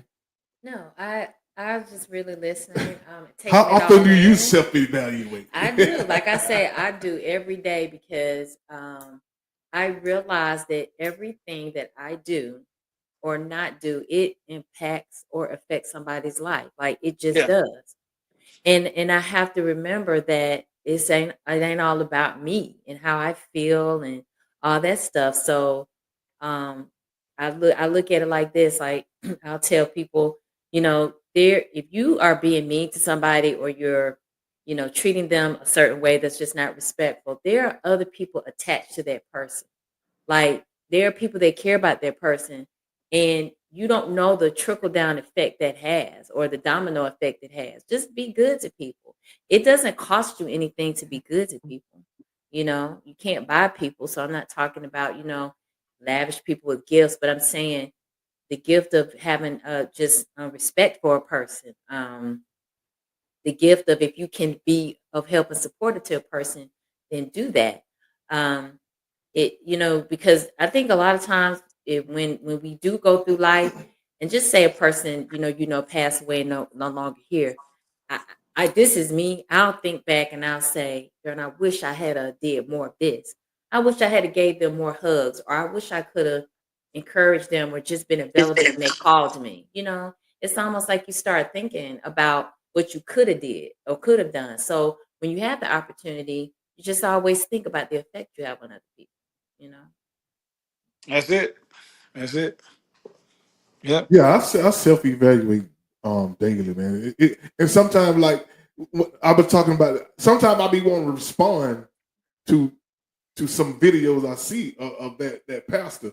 Then right before I get to hit the send button, I say, nah, man, don't.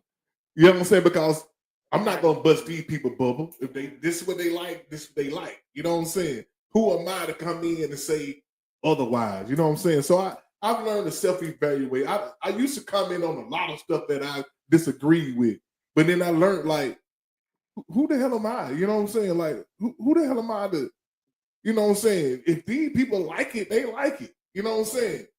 I just get my source from somewhere. I get my Bible stuff from somewhere else. You know what I'm saying? Yeah. I mean, it's kind of he's kind of like one of those people. Like, I didn't mean to. I'm not talking about him. I'm just saying. No. I'm finna say something that makes sense. I think it's like he's kind of like you love him, but you hate him at the same time. Like, and I say that not like literally, but it's like I was listening to him one time, and I was like, oh, he's telling the truth. Like, I hear him, Yeah, and sometimes I'm like, well, okay, he ain't trying to like make it all surface sweet. He's telling the truth by the Bible. He's well versed in the Bible, right? But he's not to me. He's not of God. Well, I'm gonna say this. A lot of people can read the Bible. And this is the biggest trick of the devil. He knows how to read.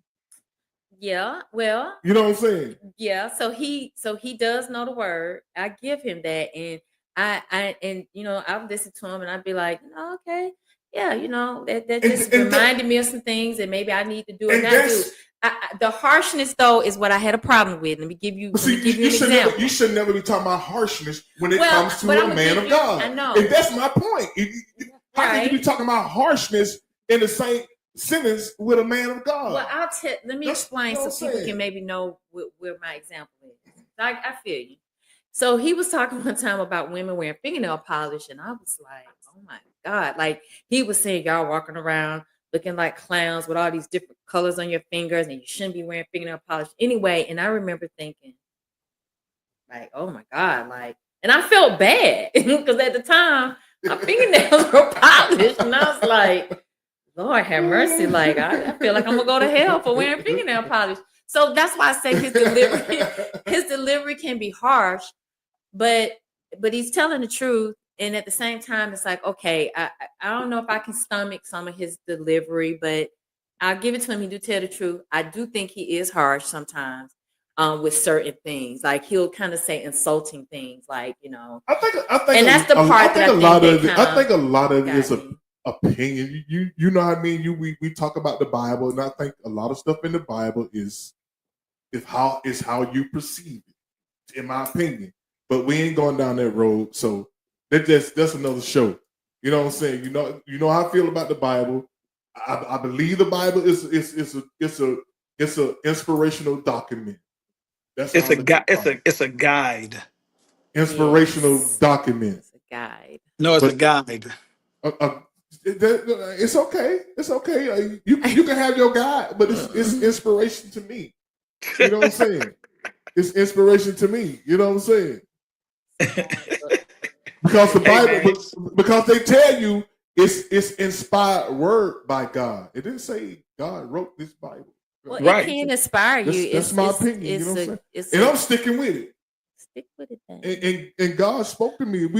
I talked to God, man. He said, "You on to something, boy. I'm bigger than It this. should inspire you. It is a guideline too. Yeah, It is, tells it you is. how you need to be, because sometimes we don't know. Like, we just don't know. We have a sense of right and wrong, but at the same time, it's like anything else. You need to be told this is what you should do. It's like directions. Like when Yeah. you get directions, Obey your master. Yeah, or we, when I we ain't need to talking about obey that our part. master. Like if you have directions for something, it tells you this is what you need to do so it can work properly. Blah blah blah. But So I think I just said we even go down that road because I'm gonna keep saying little snide remarks. I know you are. I'm gonna keep saying little I already snide know you remarks. are. I mean, you know what I I'm already saying? know you are. Because I'm gonna say, because they say it's been some books added.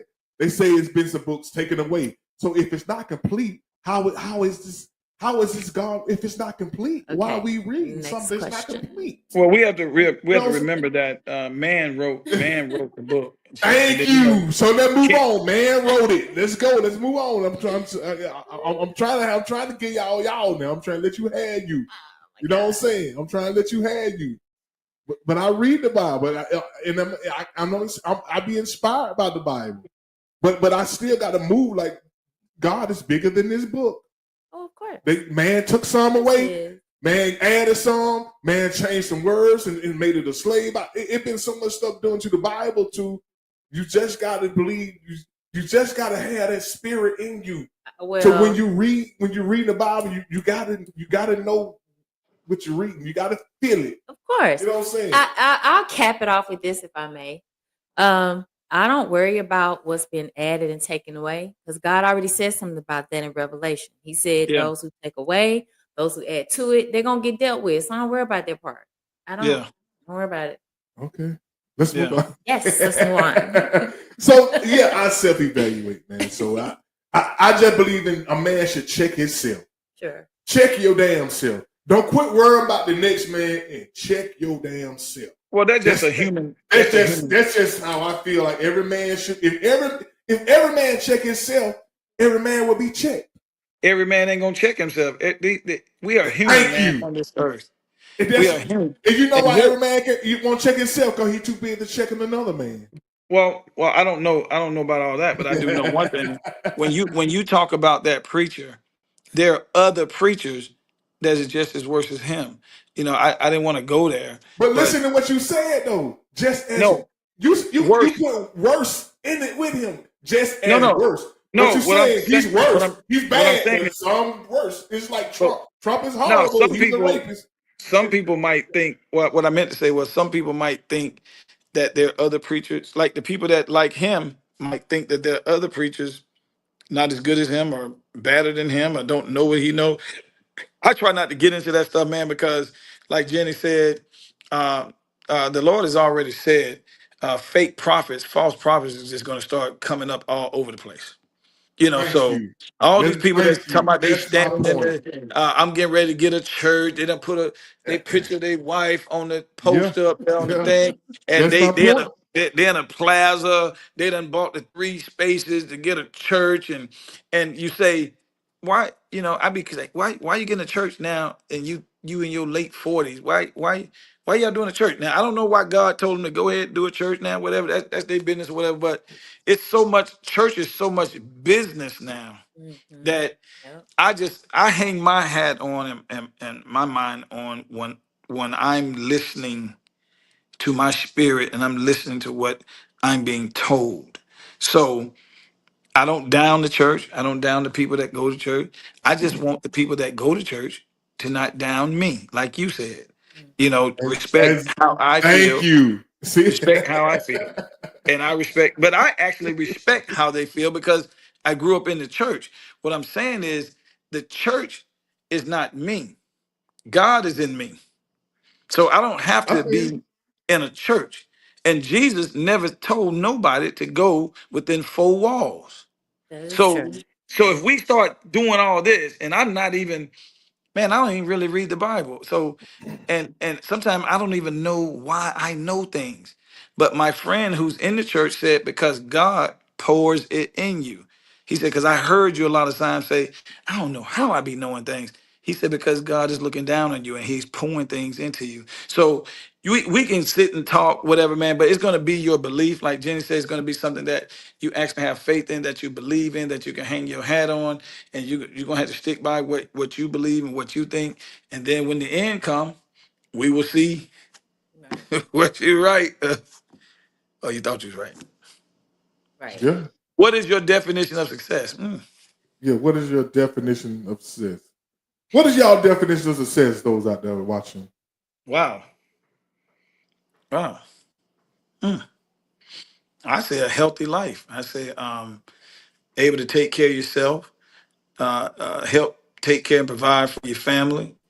Because you can look at businesses and you can be successful at something that you focused on. Like, I don't know if Jenny is a nurse or a teacher or whatever. So success can be uh, job related, goals, college.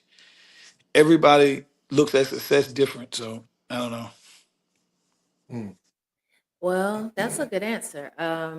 I think success is, like whatever it is that you may want to accomplish that could be not even material or or something that is something to have done, but more so like maybe overcoming things. Like because if you've had challenges in your health, um, a success is you overcome that issue or those things and you have a healthy lifestyle of eating. That's success.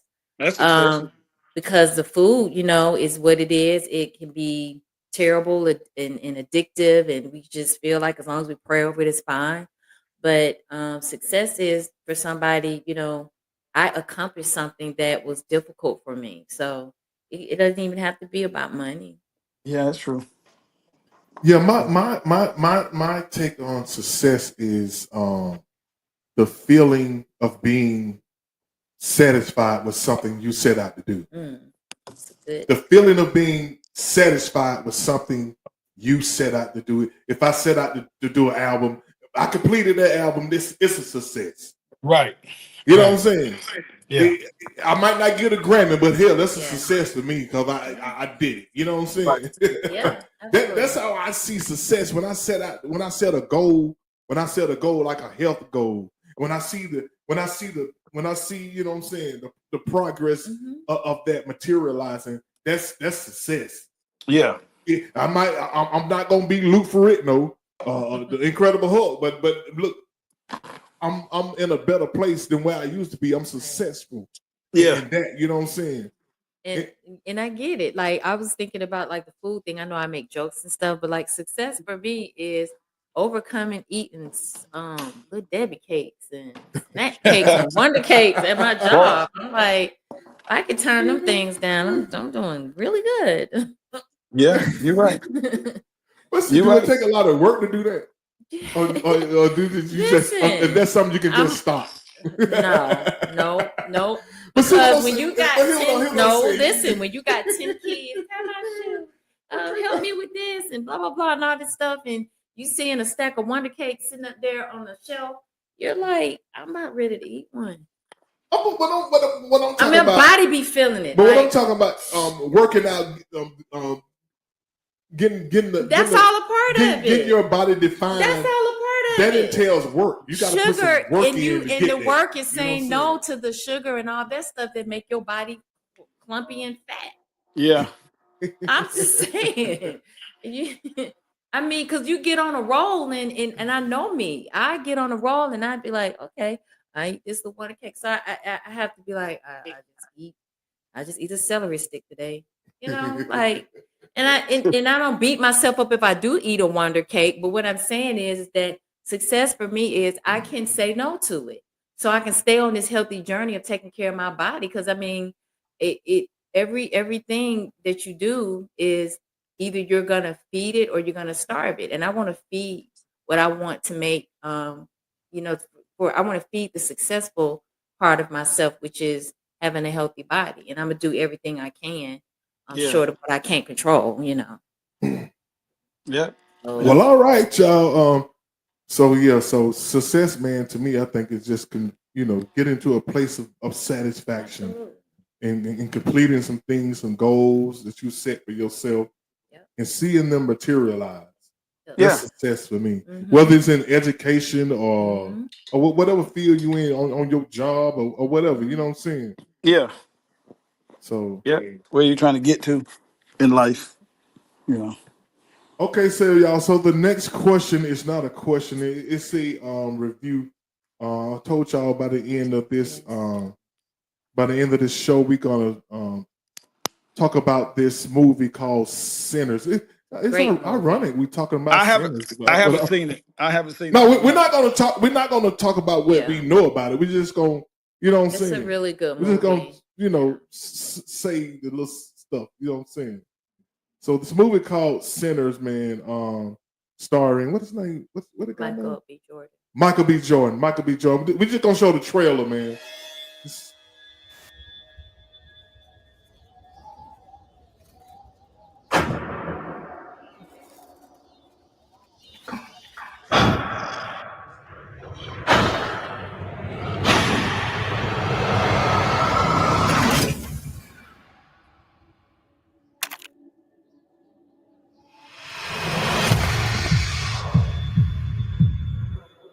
I've been all over this world. I seen men die in ways I ain't even know was possible. Hey, brother, be careful. I will.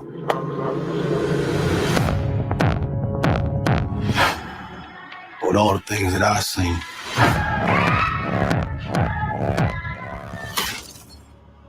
I ain't ever seen no demons,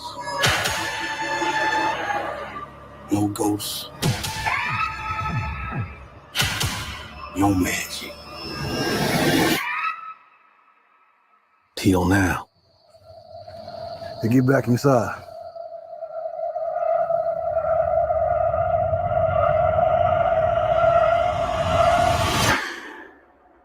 Let me in, man. Some weird shit going on out here. You keep dancing with the devil.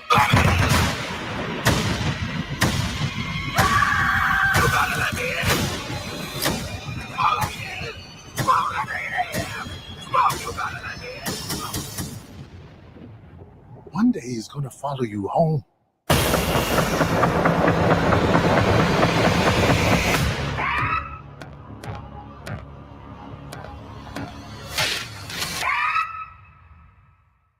So yeah, man. So we watched the movie Sinners last night. We on the Fire Stick. We didn't go to the movie, but I wish I would have went to the movie to saw it. But it's a really good movie. I'm trying to see what kind of movie it put me in the mind of.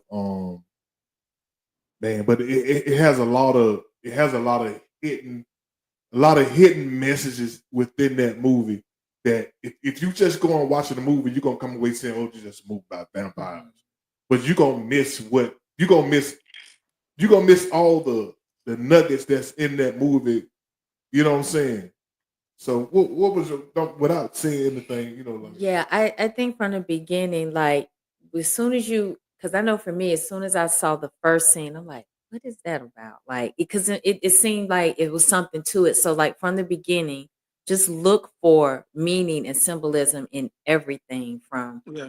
the people, the just all of it. I don't even want to say because I feel like I might say something to give it away, but it's a really good movie and it's very thought provoking throughout the whole thing. Like it's a really good movie. I would watch it again. I'm So gonna see if my wife. I'm gonna see if we can watch it tonight if she don't get sleepy. yeah, it's a good watch. Yeah, she'd probably go to sleep like me. Is this? If I watch a movie after 9 o'clock, I'm going to sleep. Well, you know what? I ain't even gonna ask her. I ain't even gonna ask her because she's down. Because she's downstairs now on the treadmill. She's probably in the sauna by now. Yeah, she ain't gonna stay up. So yeah. It's a good watch, man. You know what it's I'm saying? worth watching. I Yeah. recommend it. Since there's a lot of hidden messages in it. You know what I'm saying? Yep. So yeah. So we recommend Sinners to y'all, not All because right. you are sinners. Because Yep, it's a that's good true. movie. Yeah. But man, look, we appreciate you coming on, man. Yes. We gonna shut down, man. This was a good show tonight, man. Appreciate you coming on. Okay. Go ahead. Yeah, so we just appreciate you coming on, man. You know, sharing your thoughts, man. You know, ain't nothing wrong with having a different opinion with people, man. You know. No. Opinions are. I love it, man. That's what I Yeah, base but my some show people, on. you know, you if you have a different opinion with some people, man, they won't talk to you no more. Well, my show. That's how my show started. Your opinion matters, and at the end of the day, Yeah. it's all about love. So, we all got opinions, but that is just what it is, an opinion. So no, Absolutely, man. I don't take too much. I don't take anything really, too much stuff serious now, man. I mean, life is really, really, life is really nice, man. Right now in my life, and I'm good, man.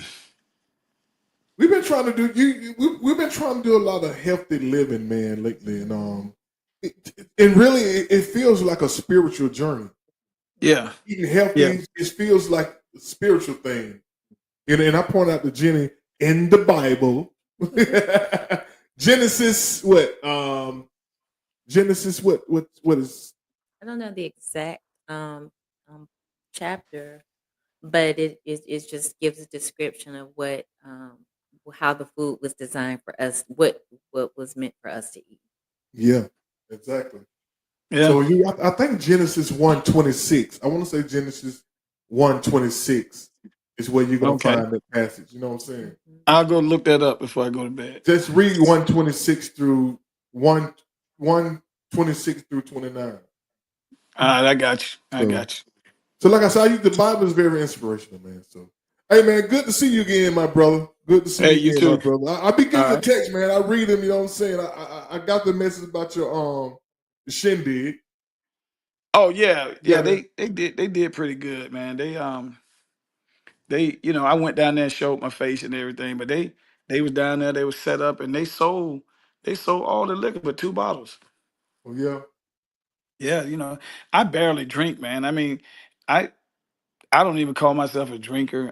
I barely drink, but when I do drink, my friends laugh at me because they say I mess up alcohol because I got to mix it with Coke or Sprite or juice or something, and so I'm not really. And then I might hold a drink, have it in my hand, and if they They- know it's too hot for me to drink or something. So, um, yeah. and this new alcohol, this is the first one that I can actually drink straight. And I don't. All I do is sip on it. So I've never really been a drinker, man. I'm a social type drinker.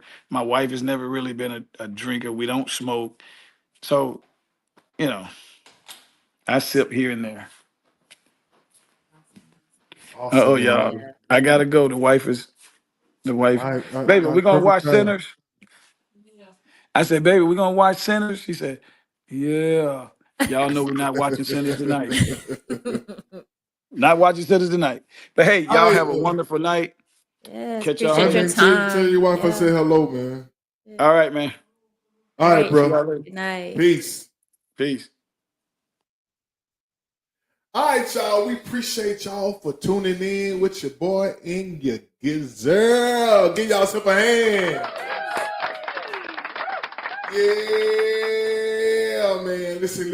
And once we shut this down, y'all still can share this live. Y'all still can go back and watch it. You know what I'm saying? What we talked about. We just had a little show today, man. We just talked up some questions that